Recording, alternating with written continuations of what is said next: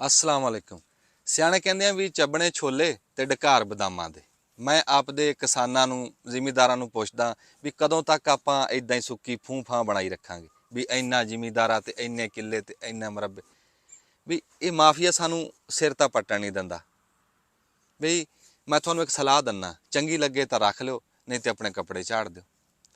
ਵੀ ਆਪਾਂ ਉਹ ਫਸਲਾਂ ਤੋਂ ਬਚੀਏ ਜਿਹੜੀਆਂ ਫਸਲਾਂ ਤੇ ਇਹਨਾਂ ਦੀ ਜਾਰਾਦਾਰੀ ਆ, ਮਾਫੀਆ ਦੀ ਜਾਰਾਦਾਰੀ ਆ, ਵੀ ਖਰੀਦਾਰ ਸਿਰਫ ਇਹੀ ਆ ਵੀ ਹੋਰ ਹੈ ਹੀ ਨਹੀਂ। ਆਪਾਂ ਉਹ ਫਸਲਾਂ ਲਾਈਏ ਵੀ ਜਿਹਦਾ ਹਰ ਬੰਦਾ ਗਾਹਕ ਹੋਵੇ। ਹੁਣ ਆਪਾਂ ਗੰਨਾ ਲਾਉਂਦੇ ਆ ਵੀ ਗੰਨੇ ਦੇ ਗਾਹਕ ਆ ਕਮਾਦ ਦਾ, ਉਹ ਸਿਰਫ ਸ਼ੂਗਰ ਮਿਲਣਾ, ਉਹਨਾਂ ਨੇ ਫਿਰ ਆਪ ਦੀ ਮਰਜ਼ੀ ਕਰਨੀ, ਰੋਲ ਰੋਲ ਕੇ ਹੀ ਆਪਾਂ ਨੂੰ ਮਾਰਨਾ। ਹੁਣ ਮੱਕੀ ਲਾਉਂਦੇ ਆ, ਉਹ ਫੀਡ ਮਿਲਾਂ ਖਰੀਦਾਰ, ਉਹਨਾਂ ਨੇ ਵੀ ਆਪ ਦੀ ਮਨ ਮਰਜ਼ੀ ਕਰਨੀ। ਕਣਕ ਆ ਤੇ ਉਹ ਫਲੋਰ। ਆਪਾਂ ਕੰਮ ਹੀ ਉਹ ਕਰੀਏ ਵੀ ਜਿਹੜਾ ਗਰੀਬ ਵੀ ਗਾਹਕ ਹੋਵੇ, ਅਮੀਰ ਵੀ। ਹੁਣ ਜਿਵੇਂ ਦੁੱਧ ਦਾ ਕੰਮ ਆ, ਗੋਸ਼ਤ ਦਾ ਕੰਮ ਆ, ਕੋਈ ਕੱਟੇ ਰੱਖੀਏ ਵਿੱਚ। ਮੈਂ ਕਹਿੰਦਾ ਜਿੱਦਾਂ ਕਣਕ ਤੇ ਮੱਕੀ ਸਸਤੀ ਹੋਈ ਆ, ਆਪਾਂ ਘਰ ਦਾ ਦੈੜ ਬਣਾ ਕੇ ਇਹਨਾਂ ਨੂੰ ਪਾਓ, ਤੁਹਾਨੂੰ ਵੰਡਾ ਲੈਣ ਦੀ ਵੀ ਲੋੜ ਨਹੀਂ, ਉਹ ਵੀ ਬਚਤ ਆ। ਵੀ ਸਬਜ਼ੀਆਂ ਲਾਈਏ, ਕੋਈ ਬੱਕਰੀਆਂ ਰੱਖੀਏ, ਕੋਈ ਮੁਰਗੀਆਂ ਰੱਖੀਏ, ਵੀ ਫਲਾਂ ਵਾਲੇ ਦਰਖਤ ਲਾਈਏ ਵੀ ਜਿਹਦਾ ਹਰ ਬੰਦਾ ਗਾਹਕ ਹੋਵੇ। ਮੈਂ ਤੁਹਾਨੂੰ ਐਸੀ ਕਮੇਟੀ ਦੱਸਦਾ ਵੀ ਇਕੱਠੇ ਪੈਸੇ ਆ ਜਾਣ, ਕਿਤੋਂ ਗੁੰਜਾਇਸ਼ ਹੋਵੇ ਕਿਸੇ ਕੋ ਕਿੱਲੇ ਦੀ, ਕਿਸੇ ਕੋ ਦੁਹਾੜੇ ਦੀ, ਦਰਖਤ ਲਾ ਦਿਓ, ਚਾਹੇ ਪਪੂਲਰ ਹੀ ਲਾ ਦੇ, ਲੈ 4 ਸਾਲਾਂ ਨੂੰ ਇਕੱਠੇ ਪੈਸੇ, ਕਿਸੇ ਧੀ ਦੇ ਕੰਮ, ਕਿਸੇ ਪੁੱਤ ਦੇ ਕੰਮ।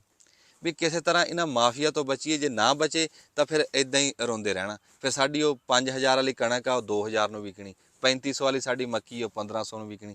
ਸਿਆਣੇ ਕਹਿੰਦੇ ਵੀ ਜਦੋਂ ਬਘਿਆੜ ਦੇ ਇਲਾਕੇ 'ਚ ਬੱਕਰੀਆਂ ਲਿਜਾ ਕੇ ਚਰਾਣੀਆਂ, ਫਿਰ ਨੁਕਸਾਨ ਤਾਂ ਹੋਣਾ।